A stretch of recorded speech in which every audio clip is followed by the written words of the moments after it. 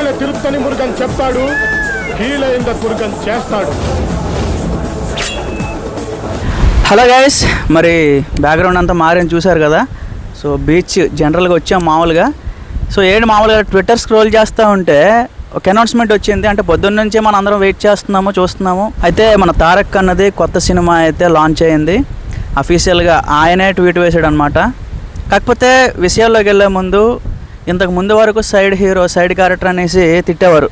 ఇప్పుడు ఏంటంటే second hand hero అని చెప్పి తిడుతున్నారు. ఎందుకో కూడా చెప్తా. యాక్చువల్లీ దేవరా అనే మూవీ ఏంటి, సో అల్లు అర్జున్, కొరటాల శివ వీళ్ళిద్దరూ ఏదైతే ఉందో ముందుగా అనౌన్స్ చేసుకున్నారు. మళ్ళీ ఏమో డేట్స్ ఇష్యూస్ ఇవన్నీ రావడం వలన మళ్ళీ అదేంటంటే తారక్ అన్న చేయాల్సి వచ్చింది.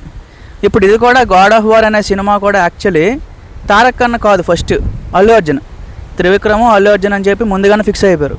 కాకపోతే అంటే మళ్ళీ లాస్ట్లో మళ్ళీ తారక్ అన్న అయితే యాడ్ అవ్వడం జరిగింది.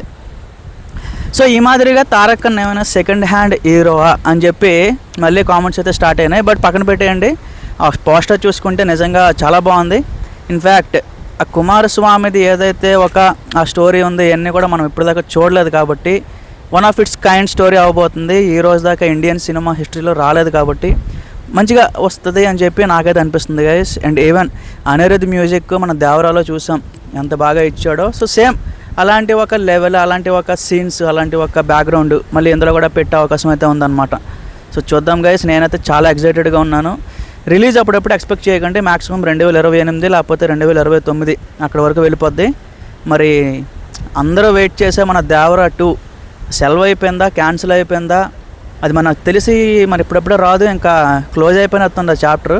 వాళ్ళకు కూడా తెలుసు. అనవసరంగా పార్టీ అనౌన్స్ చేసి మొత్తం చెడగొట్టారు ఆ సినిమాని. ఇట్స్ ఓకే, ఆ సినిమా అయితే మరి రాదు, వదిలేయండి. బట్ ఈ సినిమా కోసం అయితే నేను వెయిట్ చేస్తున్నాను నిజంగా జెన్యున్గా.